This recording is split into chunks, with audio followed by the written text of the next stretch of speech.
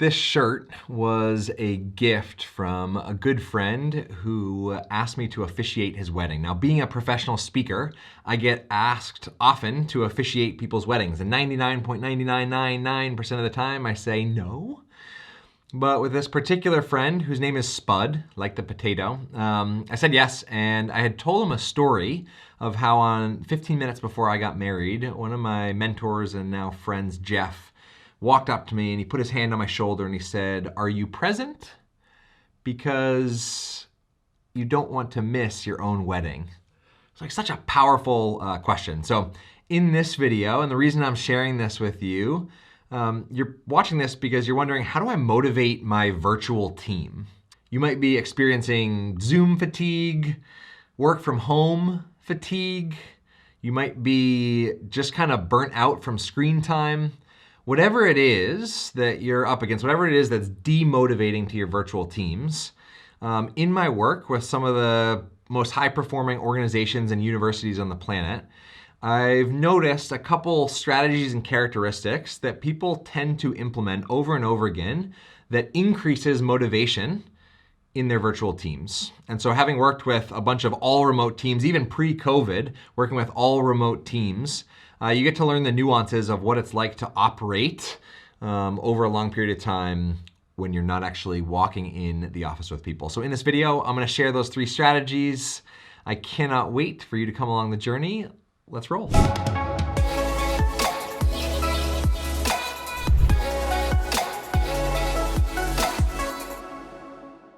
The 3 strategies that I'm going to share all fall under this idea that Matt Church talks about, this idea that state matters more than script. When we're meeting in person, but also when especially when we're meeting virtually. The 3 strategies that I'm going to share today are going to help your group shift their state. Because if you try to motivate or be motivational to somebody, it usually backfires, right? If somebody's feeling like low and depressed, what they don't need is somebody getting up in their face saying, "You can do it," right? Yeah, that's the last thing that person may want to hear in that moment. And so these are 3 techniques and strategies that will help the person shift their own state, because when you try to change people, usually there's resistance and pushback. And so they fall under these 3 categories: silence, shift, and show up. Number 1, silence is one of the great, I would edit this quote, great lost arts of conversation. And so if you want to motivate your team, oftentimes you think about, what can I say? What can I do to motivate them? I would change that question to, when can I give my group time to take silence and reflect? Because that helps answer this question quite a bit. It's really hard to be motivated if you're thinking about the pile of work that's stressing you out, the fight you got in with your kid right before you hopped on your next virtual meeting, whatever that context is. And so if you want to motivate your virtual team, you've got to invite them to be present and get present in the beginning. And so my co-founder and co-author, Will Wise, we wrote this book, Ask Powerful Questions, together.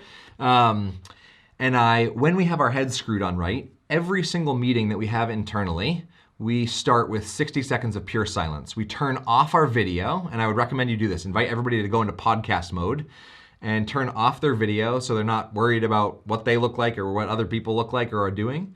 And take 60 seconds and start your meeting with nothing. Start your meeting with 60 seconds of silence. It has a profound effect in re-energizing people and shifting people's state in just a minute. Right? It's a little bit odd. As a leader, it takes a little bit of a risk to do that, depending on the culture of your team.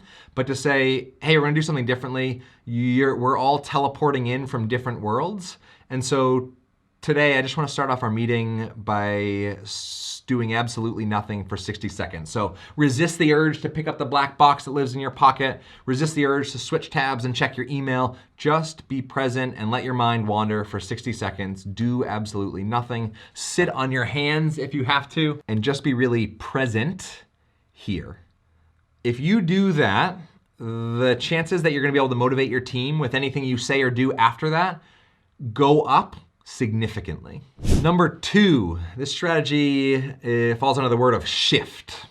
So when the group's video is off, after they've taken that silence, I will often invite them to check in with their own state of mind, their own state of being, their energy level, whatever that is, and make a physical shift that will help them change that state of mind to where they want to be.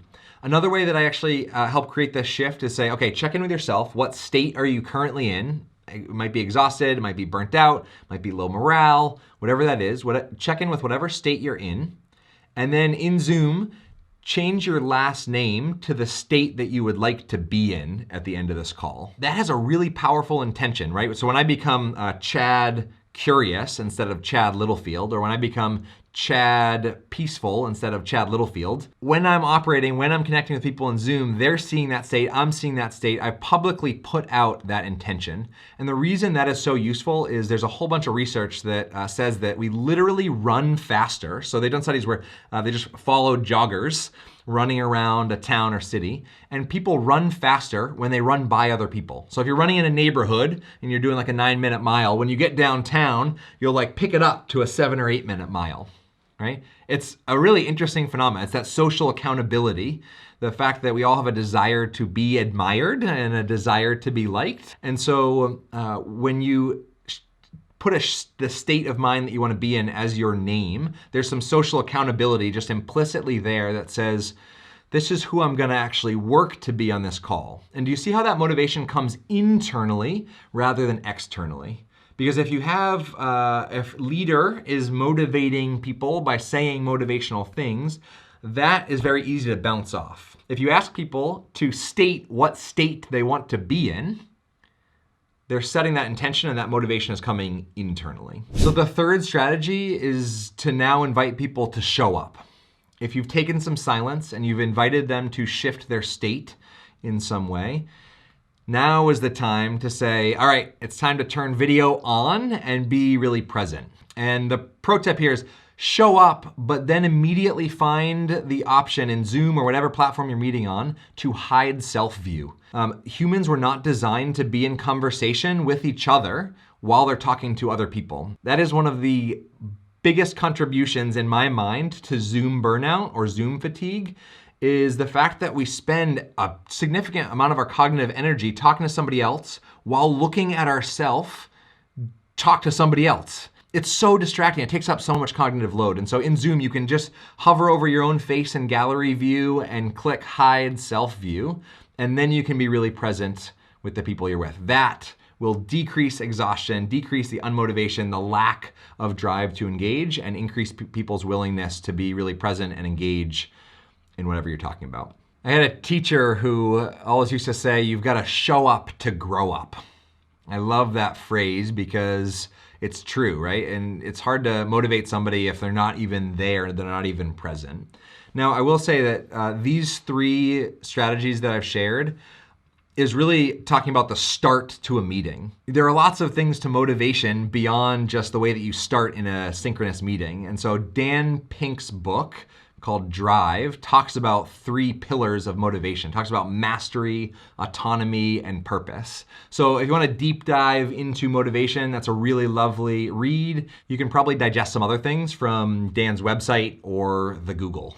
So feel free to check that out. But Drive, it's on the top of my list of books worth reading. I hope that all 3 of these strategies help you start smart, because once a group is solidly rooted in an unmotivated, demotivated place, it takes a lot more effort to get them motivated than if you start really deliberately, intentionally, and invite people to be present each moment, right? Motivation is not like a one-time thing or choice. Motivation is something we choose every morning we wake up. Like, do we put on the running shoes and go on a run, or do we flip on Netflix and start our day, our work from home day, with 3 episodes of fill in the blank, right? And oftentimes when we choose that easier path, unmotivation has a negative cyclical effect, right? When we do something that's demotivating, it demotivates us. And then we do something that's demotivating and it demotivates us and it spirals.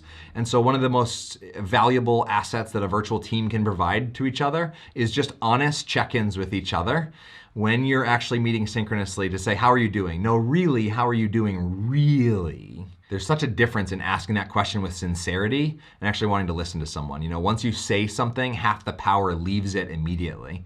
And so when somebody says like, I'm honestly not doing super good. I'm watching a lot of Netflix and procrastinating on a whole bunch of things I should be doing. Saying that takes the power out of it and creates that social accountability, and people say, okay, well, I've admitted this, like it's time for me to get off my butt. Oftentimes that intrinsic motivation shows up when we acknowledge our own lack of motivation in the moment. This was a lovely time hanging out in cyberspace with you. If this was interesting and you want to dive deeper and more, we've created a whole bunch of tools that we give out for free in a free digital version of our connection toolkit.